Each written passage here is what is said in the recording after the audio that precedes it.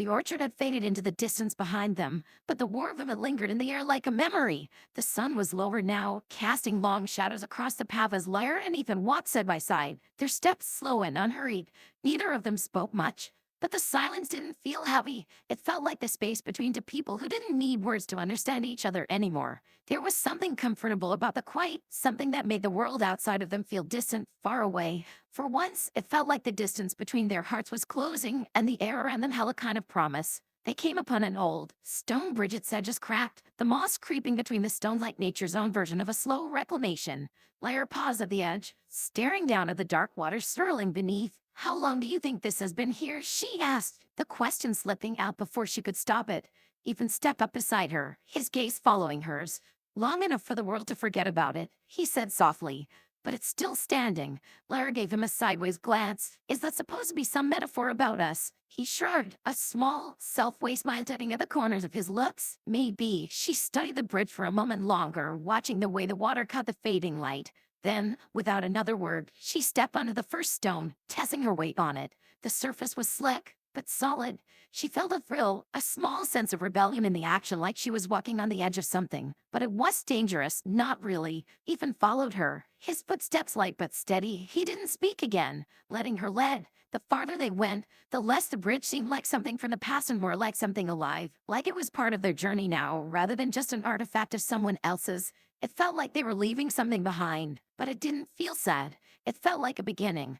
When they reached the other side, Lara hesitated, her foot just hovering over the last stone. Even stopped beside her. "You ever wonder if the world's just full of cracks like this?" she asked, her voice quiet but laced with something almost hopeful. "Cracks?" Even echoed, glancing around them. "You mean places where everything could fall apart?" She nodded. Slowly, "Places where everything's already falling apart, but it still stands. Just barely." He looked at her, a small smile tugging at his lips. "I think the cracks make it stronger." Somehow, Lara turned to face him, meeting his gaze. "Yeah?" she asked, raising an eyebrow. "Yeah. It's like the more broken something is, the more you can see the pieces that held it together. It's like the cracks are part of the whole picture. They show you what's been there all along." She studied him for a moment, her heart quickening. Maybe it was the quiet, maybe it was the light shifting, but something about the way he said it made her feel like she was seeing him more clearly than before. "You always talk like you have answers," she said, her voice teasing but gentle. Ethan chuckled, his gaze softening. "I don't have answers. I just learn to ask the right questions." Lara snorted softly. "Right? Well, I think you've got more answers than me." He shrugged, a little uncomfortable with the compliment. "Maybe you're just asking different questions." She thought about them for a long moment. Her eyes wandered over the landscape around them, floaters bending in the breeze, the last slivers of daylight fading into a deepening purple. Everything was changing, but in a way that felt natural, like it was meant to. "I don't know what I'm looking for anymore," she admitted, her voice almost a whisper. "I don't even know what I need." Ethan looked at her, his expression unreadable for a moment, before he nodded. "Maybe that's okay," he said quietly. "Not knowing what you need. Maybe that's the first step in finding it." She glanced up at him, something shifting in her chest. There was something about the way he said it so matter-of-fact, but with the kind of understanding that only came from experience. "I think you might be right," she said slowly, her voice soft but sure.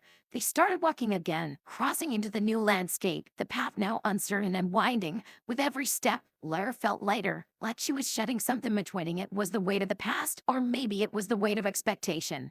It didn't matter. The air felt clearer now. Even reach out, his hand brushing hers. It wasn't just a passing tip, could it held something in it? Something that said they were together, that they were moving through this unknown place side by side. "Do you ever think about what's next?" Lara asked as they walked, the question floating between them like an unspoken agreement to keep moving forward. Even thought for a moment before answering. "Sometimes, but I think the important part is just being here, in this moment, right now." She looked over at him. His profile sat against the fading light, and for the first time in a long while, she felt like she could breathe, really breathe. The weight of everything didn't disappear, but it didn't feel so heavy anymore. "You're right," she said softly. "For once, I'm okay with not knowing." The bridge behind them seemed like a memory already, fading into the distance. The cracks and the brokenness and the things that didn't make sense as to how they felt like part of the same journey. Together, they kept walking into the unknown, hand in hand, with no clear destination. But for the first time in a long time, it didn't matter. The space between them felt like enough.